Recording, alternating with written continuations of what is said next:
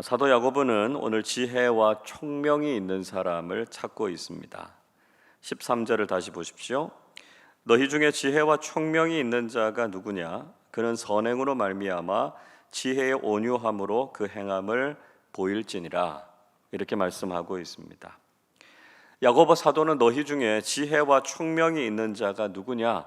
이렇게 질문하고 있습니다. 지혜라고 하는 헬라어 단어 소포스라고 하는 말은 현명한, 지혜로운 이런 뜻을 가지고 있습니다. 특별히 유대인들 사이에서는 하나님에 관한 지식을 바탕으로 하고 있는 그런 지혜를 이야기하고 있죠. 총명이라고 하는 헬라어 단어 에피스테몬이라고 하는 말은 경험이 있는, 이해력이 있는 이런 뜻을 가지고 있습니다. 그러니까 전문가로서 가지고 있는 경험적인 지식, 또 이해력 이런 뜻입니다. 근본적으로 성경이 이야기하고 있는 지혜와 총명이라고 하는 것은 잠언에서 말하고 있는 것처럼 하나님을 경외하면서부터 오는 지혜를 이야기하죠. 그로 인해서 탁월함과 뛰어남을 얻게 되는 것을 가리켜서 지혜와 총명이다 이렇게 이야기하고 있습니다. 그런데 이런 지혜는 선한 행위와 연결되어져 있다라고 하는 것을 강조하지요. 13절 뒷부분 다시 보시면 그는 선행으로 말미암아 지혜의 온유함으로 그 행함을 보일지니라 이렇게 말씀하고 있습니다. 자, 지혜가 선행으로 드러나야 한다는 것이죠. 지혜의 온유함을 행함으로 드러낼 것을 부탁하고 있습니다. 야고보 사도가 이 야고보서를 통해 강조하고 있는 것이 있죠. 그것은 믿음이 행함과 함께 해야 된다라고 하는 것입니다. 우리가 앞에서 살펴봤던 야고보서 2장 22절이 이렇게 말씀합니다. 내가 보거니와 믿음이 그의 행함과 함께 일하고 행함으로 믿음이 온전하게 되었느니라 이렇게 이야기하고 있습니다. 야고보 사도는 믿음을 가볍게 여기고 행함만 강조하는 것이 아닙니다. 그는 믿음이 반드시 행함과 함께 있어야만 진정한 믿음이 될 수 있다 이렇게 말씀하고 있습니다. 지혜도 마찬가지라는 것이죠. 지혜도 그저 머리가 좋은 것 이런 걸 의미하는 것이 아니고요. 그 지혜가 선한 삶과 온유한 태도로 나타나야 된다라고 하는 것을 강조하고 있습니다. 사도 야고보는 신앙인으로서의 성품과 특징이 우리의 삶 속에서 드러날 때 비로소 그것이 의미가 있고 가치가 있다라고 하는 것을 말하고 있는 것이죠. 자, 그런데 이 지혜라고 하는 것은 좋은 의미에서의 지혜만 있는 것은 아니라는 것이죠. 때로는 사람과 공동체에게 악영향을 미치는 세상의 악한 지혜도 있다. 이렇게 말씀합니다. 14절 말씀 보시면 야고보 사도는 마음속에 독한 시기와 다툼을 자랑하지 말라 이렇게 이야기하고 있죠. 시기라고 하는 헬라어 단어 젤로스라고 하는 말은 원래 열정이라는 뜻입니다. 열심이라는 뜻인데요. 이게 좀 지나치게 되면 시기가 되고 질투가 되는 것이죠. 그걸 시기 이렇게 이야기합니다. 다툼이라고 하는 헬라어 단어 에리데이아라고 하는 말은 이기적인 야심을 이야기합니다. 파당, 분쟁 이런 의미를 가지고 있습니다. 그러니까 시기와 다툼이 일어나서 공동체를 분열시키는 것은 나쁜 것이다 라고 하는 것이죠. 자, 또 다른 하나는 거짓으로 진리를 거스르는 일을 해서는 안 된다 이렇게 이야기하고 있습니다. 자, 이렇게 시기와 다툼을 일으키고요. 거짓으로 진리를 거스르는 것은 좋지 않은 의미에서 지혜를 사용하기 때문이다라고 하는 것이죠. 그래서 15절은 이렇게 말씀합니다. 이러한 지혜는 위로부터 내려온 것이 아니요 땅 위의 것이요 정욕의 것이요 귀신의 것이니 이렇게 말씀합니다. 자, 야고보 사도는 이것도 일종의 지혜다 이렇게 이야기합니다. 그런데 이런 악한 지혜는 위로부터, 하늘로부터, 하나님으로부터 온 것이 아니라는 것이죠. 세상적인 것이라는 이야기입니다. 정욕적인 것이고 귀신의 것이다 이렇게 말씀하고 있습니다. 세상과 사탄은 많은 경우에 우리보다 훨씬 더 지혜롭습니다.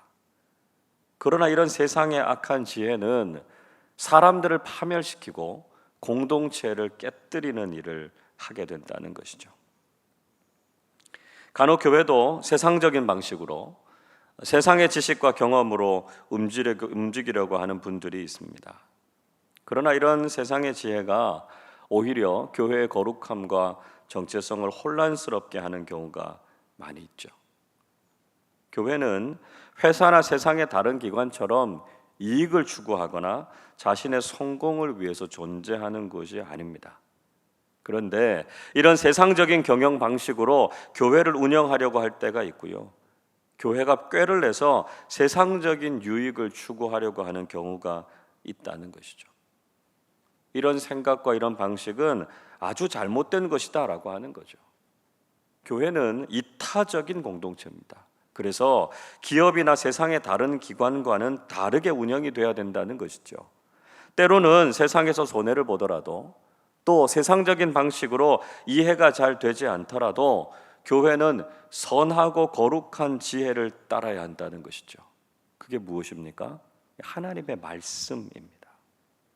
하나님의 말씀을 기준으로 그 말씀이 들려주는 지혜를 따라서 교회가 운영될 때 교회는 교회됨을 유지할 수 있다는 것이죠. 이런 세상의 악한 지혜가 교회를 지배하게 되면 공동체 안에 다툼과 혼란이 일어나게 된다는 것입니다. 16절에 한 번 더 이렇게 이야기하죠. 시기와 다툼이 있는 곳에는 혼란과 모든 악한 일이 있음이라 말씀하고 있습니다. 바람직하지 못한 지혜로 인해서 시기와 다툼이 일어나게 된다는 것이죠. 혼란과 악한 일들로 인해서 공동체가 흔들리게 된다는 것입니다.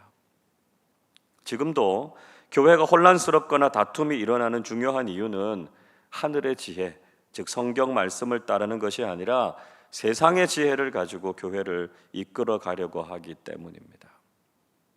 우리는 세속적이고 인간적인 방식이 아니라 하나님의 사랑과 은혜로 공동체를 이끌어 가야 하고요. 말씀에 순종해서 사람들을 섬겨야 된다는 것이죠. 그래야만 시기와 다툼이 사라지게 되고요. 공동체는 선함과 거룩함을 유지할 수 있게 된다는 것입니다. 사도 야고보는 세상의 지혜가 아니라 하나님의 지혜에 대해서 언급하고 있습니다. 자, 오늘 보면 17절 말씀 우리 한 번 더 같이 읽어보겠습니다. 오직 위로부터 난 지혜는 첫째 성결하고 다음에 화평하고 관용하고 양순하며 긍휼과 선한 열매가 가득하고 편견과 거짓이 없나니. 야고보는 위로부터 난 지혜의 8가지 특징에 대해서 오늘 이 말씀을 통해서 이야기하고 있습니다. 마치 성령의 9가지 열매 이야기하는 것과 좀 비슷하죠. 참된 지혜도 이런 8가지의 특징을 갖고 있다는 것입니다. 첫째는 성결인데요, 순결하고 순수한 것을 이야기합니다. 하나님의 지혜는 부정하거나 더럽지 않다는 것이죠. 아주 순도 높은 금처럼 오직 하나님의 말씀만 의지하는 것, 그것을 의미한다는 것입니다. 둘째는 화평인데요, 평화로운, 평온한 그런 뜻이죠. 하나님의 지혜는 혼란하고 어지러운 세상을 평온하게 하고요, 평화를 추구한다는 것입니다. 셋째는 관용입니다. 온화한, 온순한 그런 뜻이죠. 즉 하나님의 지혜는 참을성과 이해심이 많고요, 관대하고 친절하게 대하는 것을 이야기하고 있습니다. 넷째는 양순입니다. 순종하는, 고분고분한 이런 뜻이죠. 하나님의 지혜는 하나님의 말씀이라면 그 말씀을 잘 순종하고 받아들이는 것을 이야기하고 있습니다. 다섯째는 긍휼입니다. 자, 이것은 죄와 고통 가운데 있는 인간을 향한 하나님의 자비, 하나님의 동정심을 이야기하고 있습니다. 여섯째는 선한 열매입니다. 선한 열매. 그러니까 긍휼의 결과로 나타나는 구체적인 구제와 나눔의 삶을 이야기하고 있죠. 일곱 번째는 편견이 없는 겁니다.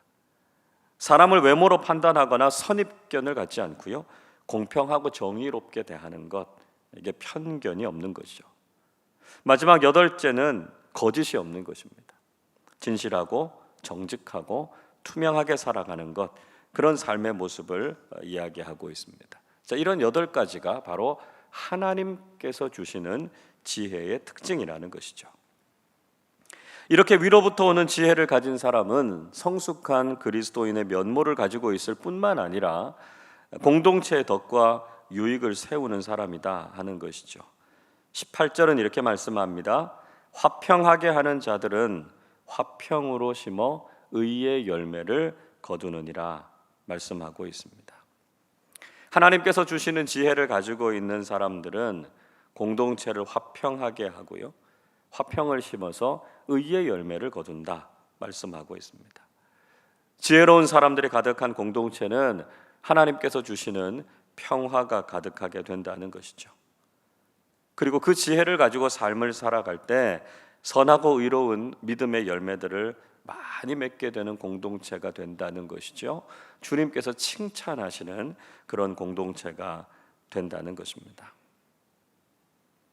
오늘도 하나님께서 주시는 지혜, 위로부터 오는 지혜를 구하는 이 새벽이 되실 수 있기를 바랍니다.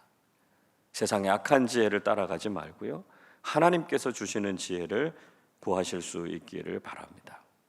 만약에 내가 섬기는 공동체와 모임에 시기와 다툼이 일어나고 있다면 그건 하나님께서 주시는 지혜를 가지고 행하고 있는 것이 아니라는 것이죠. 세상적으로는 똑똑해 보일 수 있을지 모르지만 그런 세상의 지혜는 믿음의 공동체 안에서 오히려 분쟁과 갈등을 일으키게 된다는 것입니다. 하늘로부터 하나님께서 주시는 지혜, 즉 하나님의 말씀과 성령의 지혜를 따라서 교회를 섬기는 사람들이 되실 수 있기를 바랍니다. 그것이 참된 지혜인가 평가해 볼 수 있는 중요한 길은 그 지혜를 따를 때 우리 공동체가 평안해지는가, 화평한가, 기쁨이 있고 하나됨이 있는가 하는 것을 보는 것이죠. 오늘도 하나님께서 주신 참된 지혜로 공동체의 화평을 이루고 주님 안에서 기쁨이 넘쳐나는 삶을 살아가실 수 있기를 바랍니다. 우리의 삶의 자리에 화평의 씨앗을 심고 의의 풍성한 열매를 거두는 믿음의 사람들로 살아가시기를 주님의 이름으로 축원합니다. 기도하겠습니다. 하나님 아버지, 저희들의 삶에 참된 지혜와 평안을 허락해 주셔서 감사드립니다. 오늘도 저희들이 하늘로부터 오는 지혜를 구하게 하시고 그로 인해서 화평과 의의 열매를 많이 맺는 삶 살게 하여 주시옵소서. 세상의 악한 지혜와 인간적인 방식을 따르다가 다투거나 분쟁하지 않게 하시고 오직 십자가의 은혜와 성령님께서 주시는 지혜로 하나 되게 하셔서 참된 평안과 기쁨이 가득하게 해 주옵소서. 저희들이 지혜로운 삶을 살아서 거룩하고 성결한 그리스도인으로 살게 하시고 우리의 이웃과 세상을 긍휼히 여기고 친절과 관용으로 잘 대할 수 있게 해 주시옵소서. 오늘도 저희들이 지나간 삶의 자리들마다 신앙의 향기가 드러나게 하시고 우리를 통해서 예수 그리스도를 믿는 사람들이 더 많아지게 해 주시옵소서. 감사드리며 우리 주님 예수 그리스도의 이름으로 기도하옵나이다. 아멘.